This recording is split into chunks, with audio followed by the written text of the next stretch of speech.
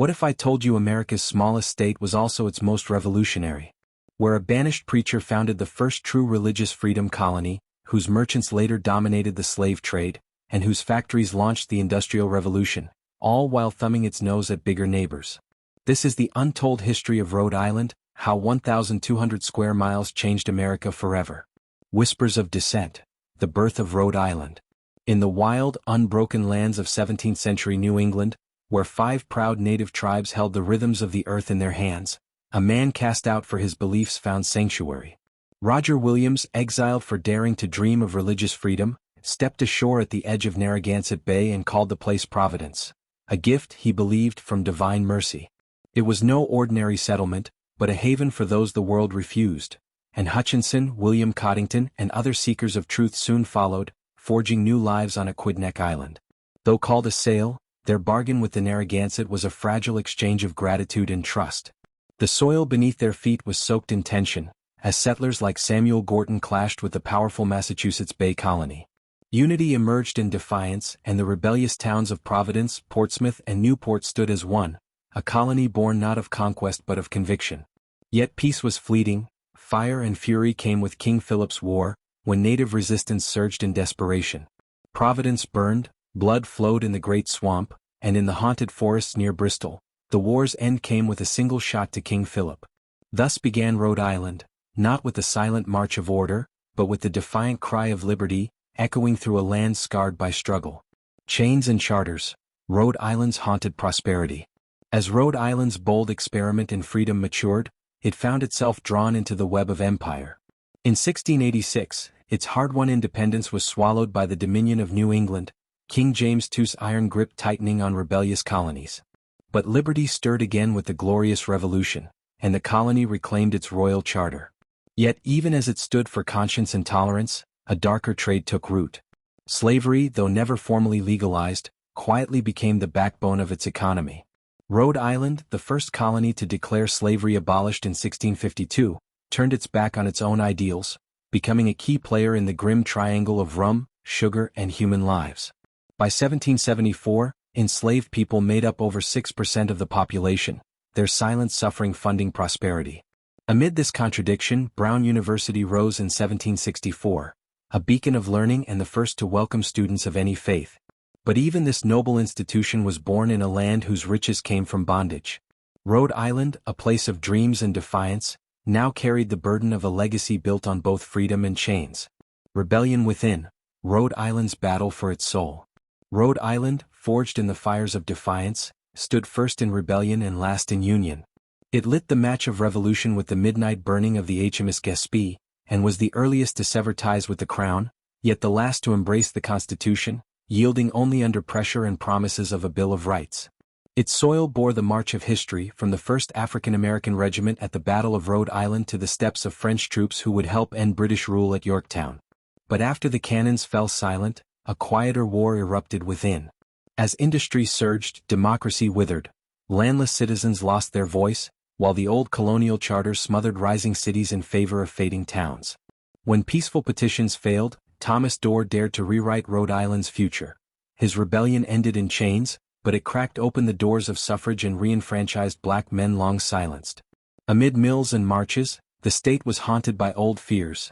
Tuberculosis hysteria bred vampire legends that gripped its countryside. In every corner, Rhode Island wrestled with its own identity, fighting not only empires and injustice, but the ever-changing definition of freedom itself. Steel, sacrifice, and a step toward justice. When the Union called, Rhode Island didn't hesitate. It was the first to answer, sending its sons to the front lines in defense of a fractured nation. Over 23,000 Rhode Islanders took up arms, and nearly 1,700 never returned, their blood binding the small state to the immense cost of freedom.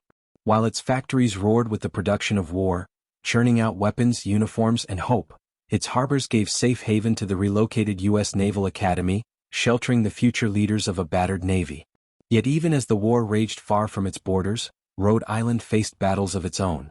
In 1866, with the nation still aching from war, it took a quiet but monumental step, abolishing racial segregation in public schools. It was a rare, radiant moment of progress, a flicker of justice in a country still reckoning with its promises. In war and in peace, Rhode Island stood not just as a witness to history, but as a force shaping it. Golden facades, hidden struggles. Rhode Island in the Gilded Age. In the shimmering light of the post-war decades, Rhode Island entered its so-called halcyon era, a time when fortunes were made and grandeur was flaunted. The wealthy carved their summer dreams into the cliffs of Newport, erecting opulent mansions that dazzled the eye and masked the weight of rising inequality. This was Rhode Island's Gilded Age, a chapter of booming textile mills, roaring factories, and relentless ambition.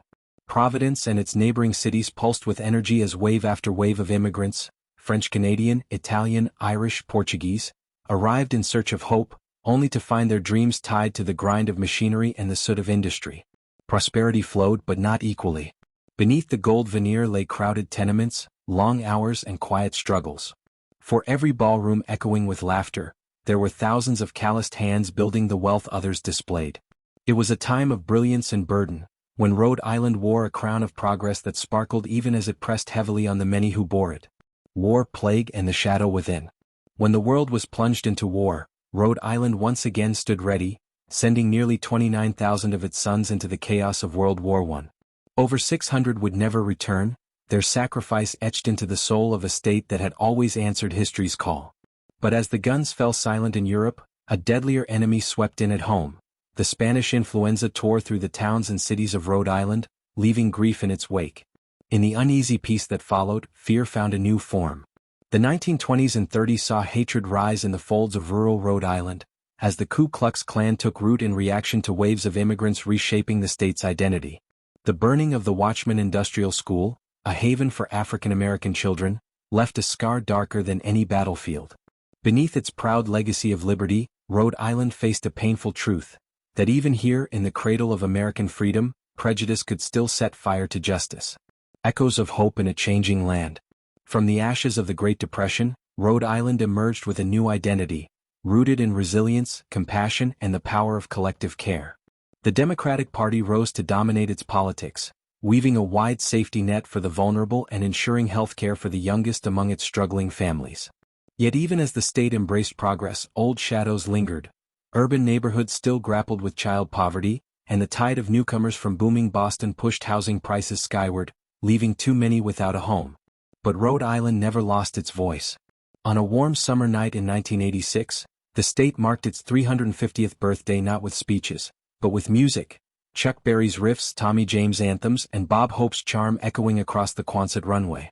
It was a celebration not just of years but of survival, of a small state with a mighty soul, always dancing between hardship and hope. So, does Rhode Island deserve more credit in American history? What surprised you most, the early religious freedom, industrial firsts, or rebellious streak? Let me know in the comments. If you enjoyed this deep dive into the Ocean State, don't forget to like and subscribe. Next we're exploring Massachusetts or Connecticut, so stay tuned to History Love.